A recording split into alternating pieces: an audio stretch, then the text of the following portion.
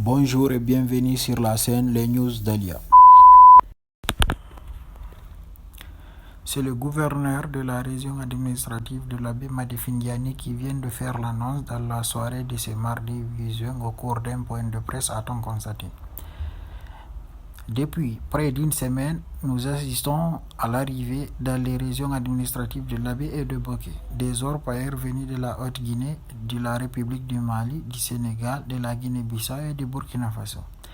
Après évaluation de la situation sécuritaire par les services de défense et de sécurité de ces deux régions, nous enregistrons déjà 6 cas de décès des suites des accidents, a déclaré Elhadj Madifin-Diané. Cette journée décisive qui commence à Gawal, le nouvel Eldorado guinéen envahi par les chasseurs d'or venus des 4 coins du pays, le gouvernement guinéen va annoncer ce jeudi 10 juin 2021 si oui ou non il va fermer les gisements aurifères découverts dans la préfecture de Gawal, qui fait face à une déferlante humaine sans précédent.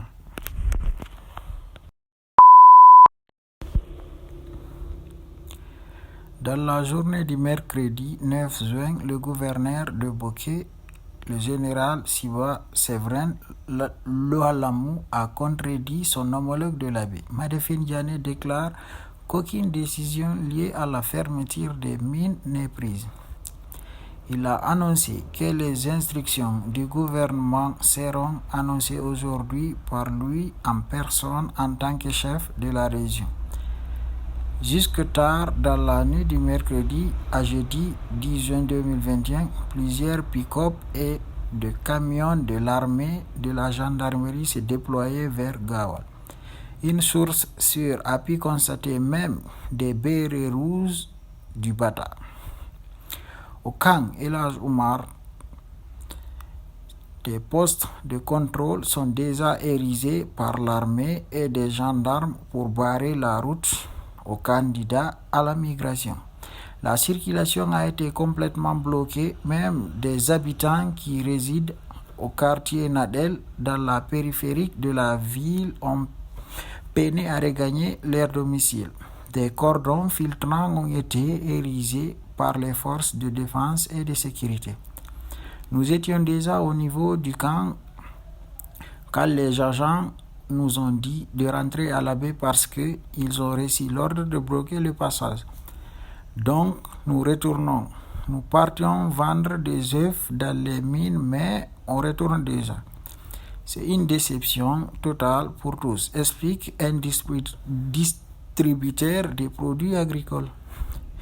Le rond-point de Tenkiso est plein craqué depuis 3 jours. Des véhicules arrivés mardi dans la journée sont stationnés de part et d'autre de la route, en provenance de la Haute-Guinée. Amadou Cissé est du lot. Il témoigne. Nous venons d'arriver ici. C'est à l'instant même qu'on nous a dit que la route est fermée. Nous attendons la suite d'ici le matin. C'est regrettable, sinon nous allons au travail, rien d'autre. Nous avons traversé tous les pays jusqu'ici, regrette-t-il. Une source sécuritaire nous a confié que cette mesure vise à mettre en application les nouvelles décisions des autorités régionales. Du côté de Mamou, le gouverneur Amadou Rilemi a confié que personne n'a été bloqué dans sa zone. C'est un flic qui continue sur l'Abbé. Nous n'avons pas été alertés. Nous les voyons passer.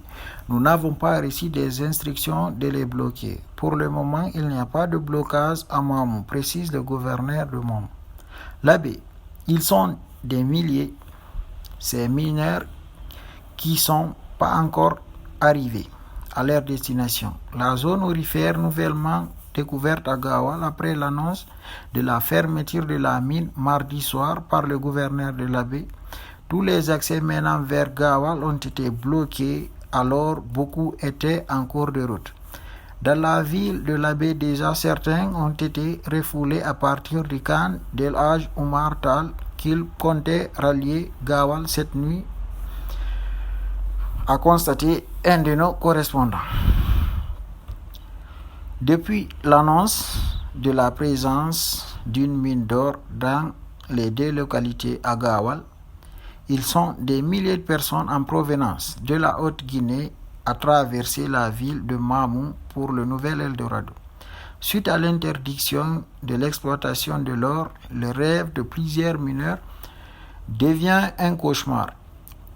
Des centaines de candidats pour Gawal sont bloqués à la rentrée de la ville de Mamou.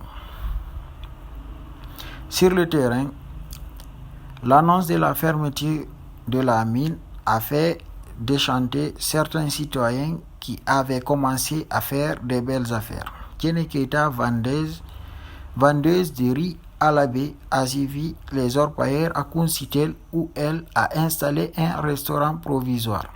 Elle était bien partie quand elle a été freinée net dans son élan.